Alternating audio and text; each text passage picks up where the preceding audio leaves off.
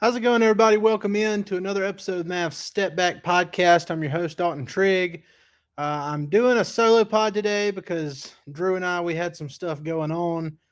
Sunday night, we weren't able to jump on immediately following the game, and uh, especially given how that game ended, we thought, well, it'd just be best to do a solo pod for this one. So, just going to briefly recap what happened with the Mavs and the Nuggets on Sunday night. Playing in Denver is always tough. Always tough.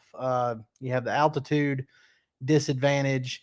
The Mavs had, several things playing against them. They didn't have PJ Washington. They didn't have Derek Lively. Obviously, they don't have Dante Exum. Supposedly, Maxi Kleba is back, but he was a DMP coach's decision on Sunday night, as was Quinton Grimes, which we'll get into here in a little bit.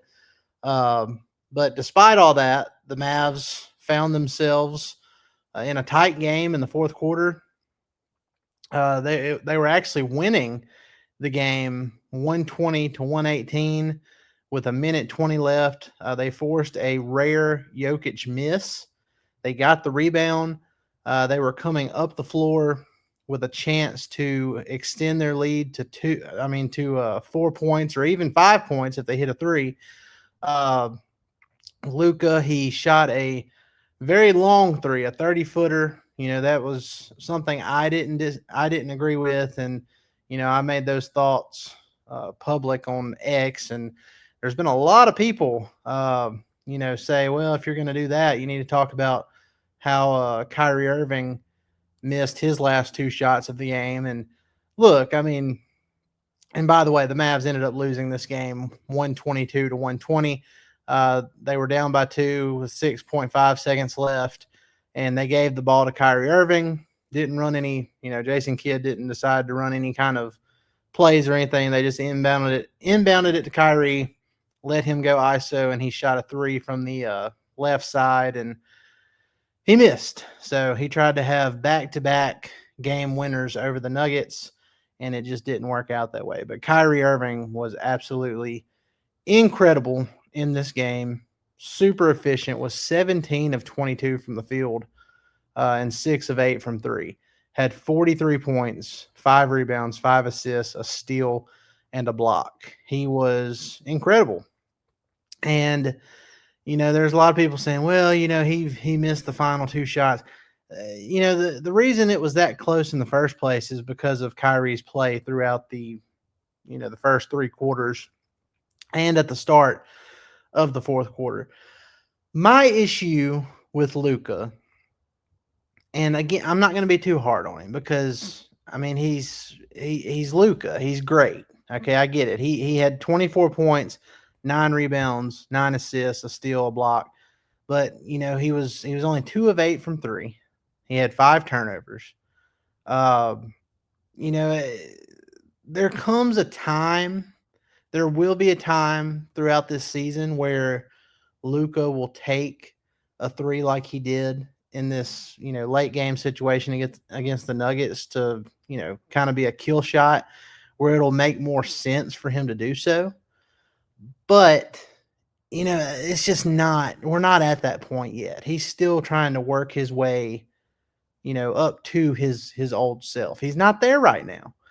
And there's a couple things that the reason I harped on this on social media was because I felt, and I watched the game from start to finish, I felt like that sequence with 120 left decided the game.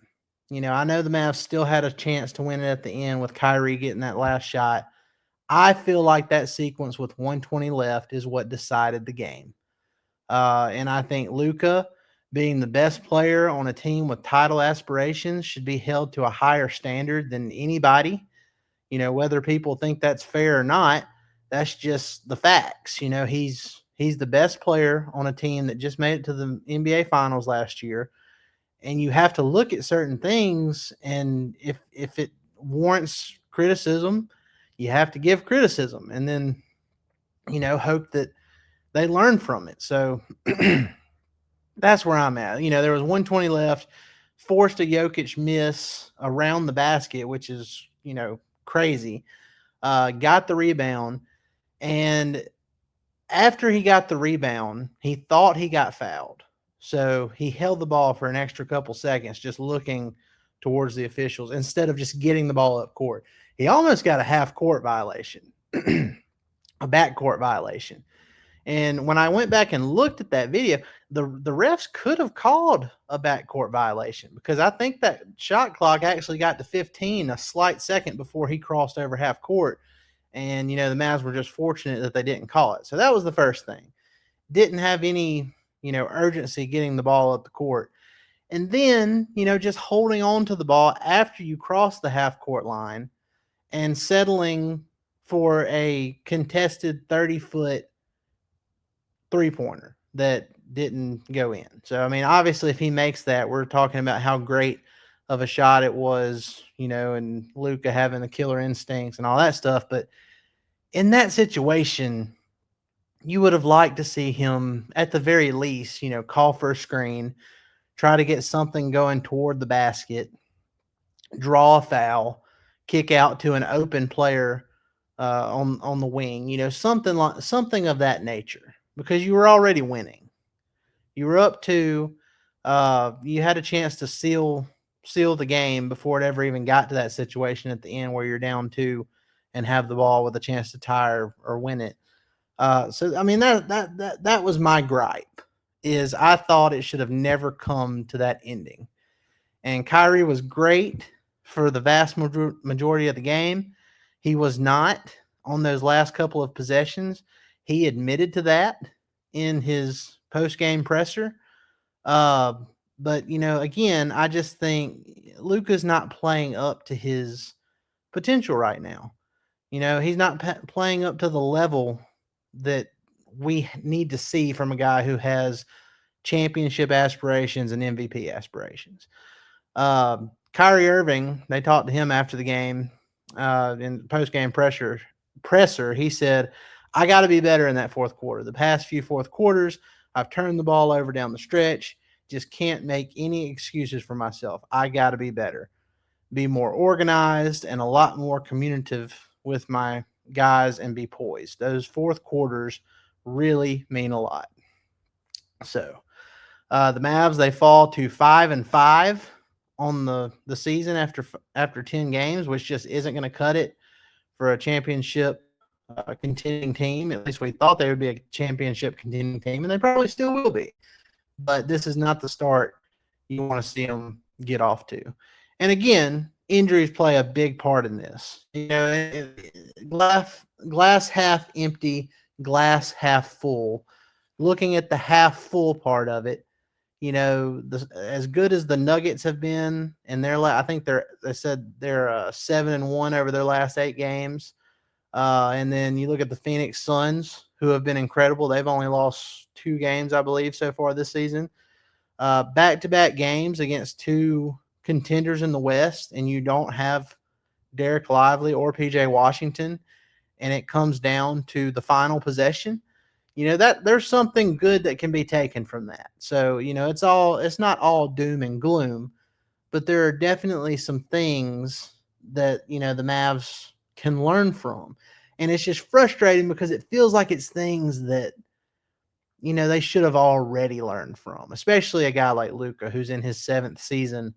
He knows what it takes at this point. So he's got to be better. Kyrie's got to be better.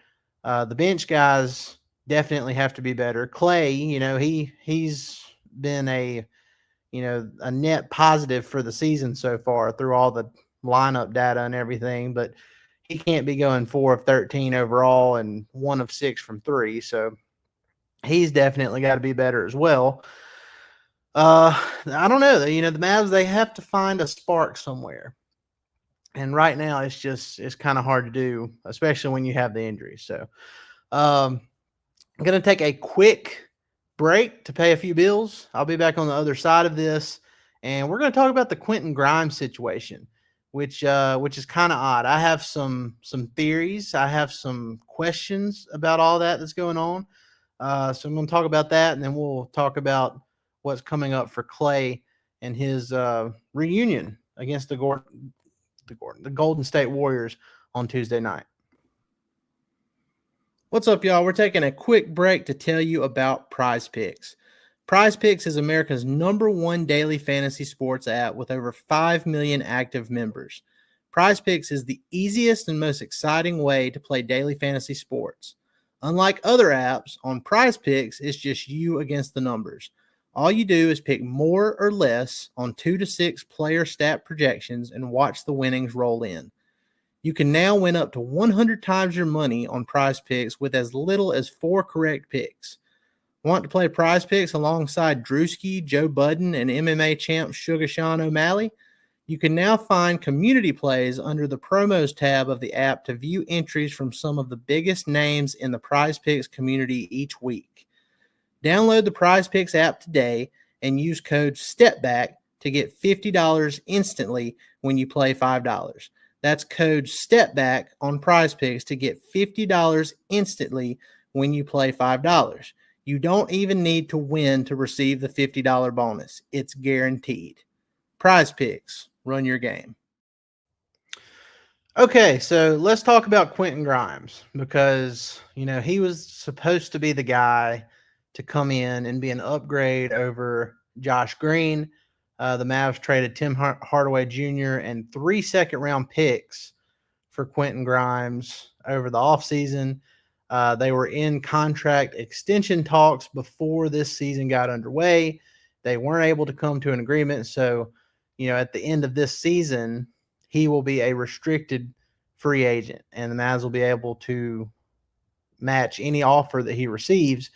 But, in hindsight, with the way things are trending right now, you have to wonder if Grimes and, Grimes' agent is, you got to wonder if they're regretting not taking the contract extension because, Grimes just isn't playing a lot. And I don't know what's going on there. I don't know. Which, given, Grimes hasn't been good when he's gotten minutes, but you have guys like Dinwiddie who, Dinwiddie hasn't been great. He still gets a long leash. He's been out there. Jaden Hardy, he went 1 of 7 from the field and 0 of 5 from 3 last night. Played 19 minutes. Omax Prosper, and if y'all listen to this pod regularly, I love Omax, but I didn't foresee, a game where both Omax and Grimes were healthy and Omax would get 8 minutes and, Grimes would be a DMP coach's decision, especially when the Mavs are as shorthanded as they are without PJ Washington and Derek Lively. So it's kind of odd. Kid got asked about Grimes after the Phoenix game, I believe. I believe it was Tim Cato that asked about it, and kid got defensive and said that Grimes just needed to make shots, and it was just a weird situation. And then to follow up that by not even giving Grimes 1 minute is just kind of odd. Like, is kid being petty because the media is asking about the situation? Is he being petty and saying, "Oh, I'm not going to give him any minutes now"? Is there some resentment from the Mavs end that Grimes didn't accept the extension offer that was given to him? Because reportedly the offer was around the same amount as what they gave Najee Marshall in free agency. Najee Marshall and Derrick Jones Jr., which was what 3 years, $24 million, I think is what it was. So turn that down. It's a weird situation. It kind of, and I hope it's not this. I'm just speculating here. I don't know for sure what any of this is, but it's kind of giving me Christian Wood vibes so far. When Christian Wood was here, there were reports that he and the Mavs were in contract negotiations at a certain point. Nothing ever materialized. His agent, Christian Wood's agent, was like a pain in the butt, for lack of better term. and cause some problems. And you have to wonder if something like that is happening with Grimes now. But either way, I mean, look, I know it's not like Grimes can just walk for nothing this summer because he's a restricted free agent. So either the Mavs can match anything, or if they're going to let him go, they could force another team to participate in a sign and trade that benefits them. So we'll just have to see how it goes. But man, it would be nice for Quinton Grimes to kind of live up to some of the hype um, that we were hoping we'd get heading into this season. Because if you look back at his second season with the Knicks, he was incredible during that year, and he was pretty good with them before he got injured and ended up going to the Pistons, and then that's where he made his way over to Dallas in the trade this offseason. So we'll see. Right now, he's not making the most of the minutes he is getting, but I would argue that he's not gotten enough minutes to work his way through those struggles.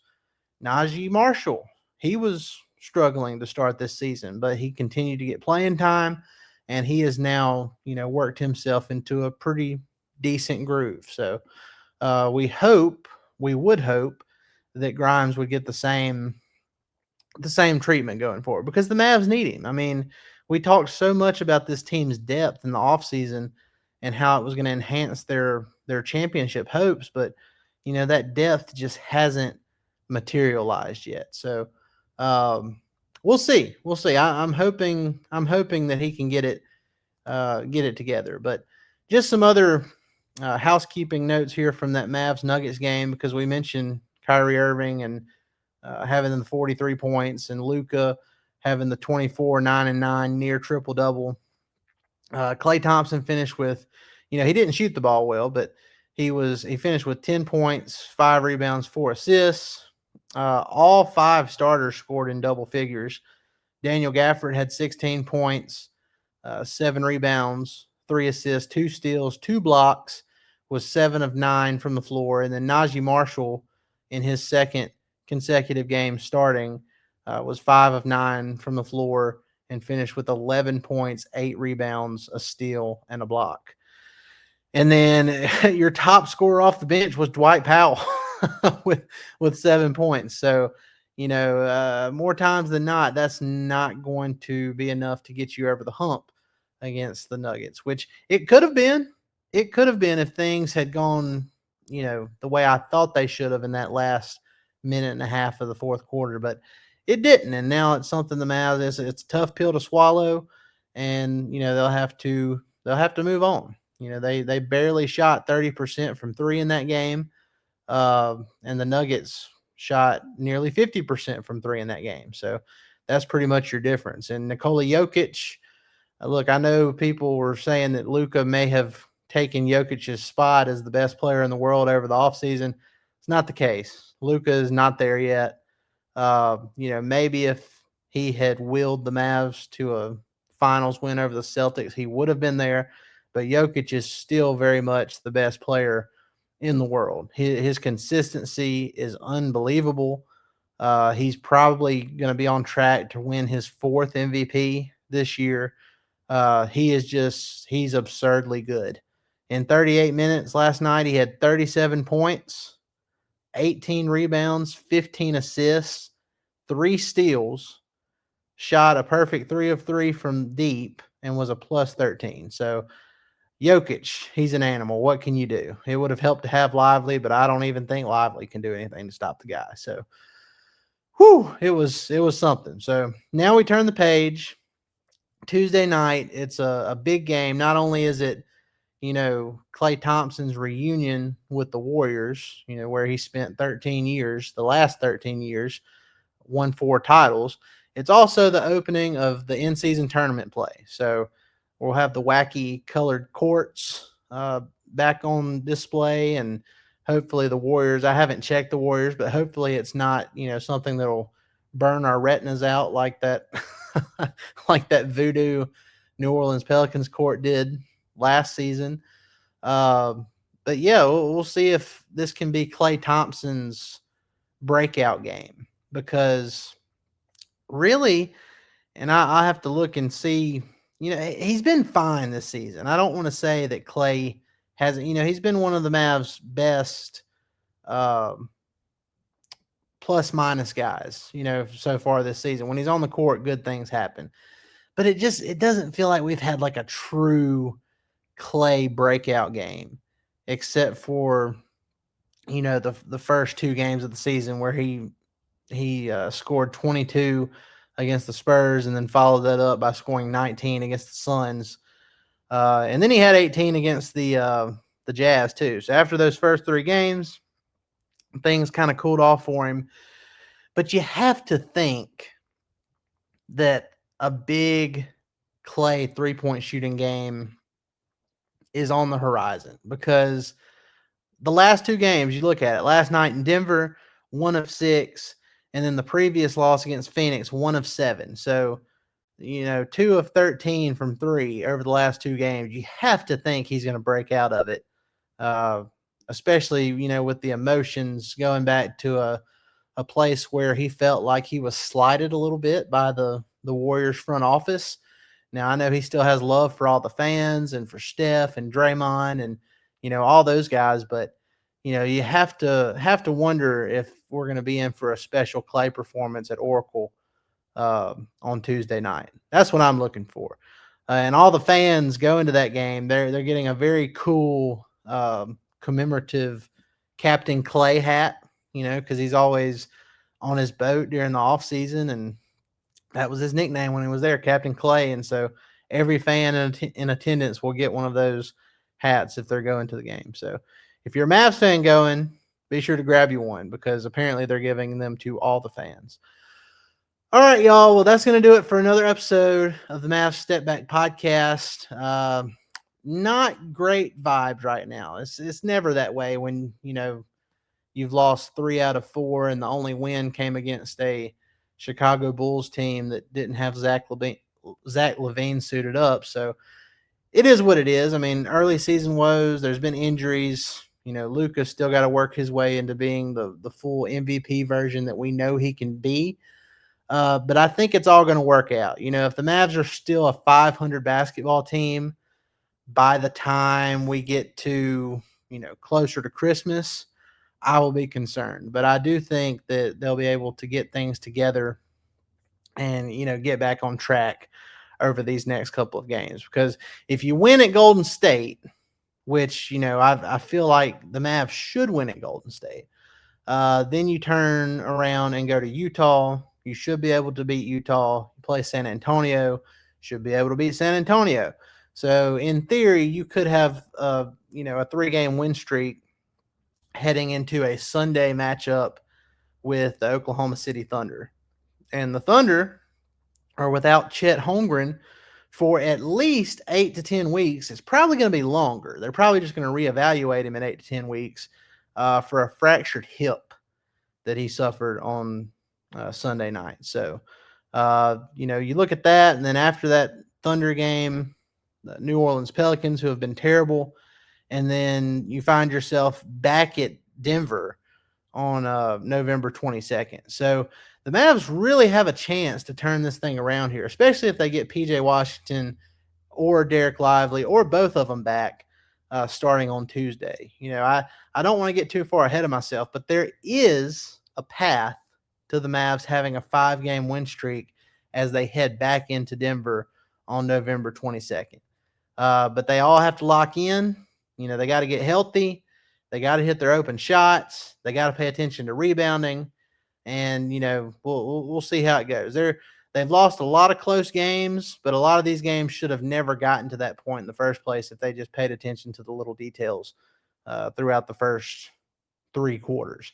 And getting off to better starts, that always helps too. So, guys, appreciate it. Y'all have a great rest of your day. Have a great week, and we will see you. I'll be back on here Tuesday night with my guy, Drew Johnson, and we will recap what happens with Klay and the Mavs in Golden State playing against his former team, the Warriors. We'll see y'all.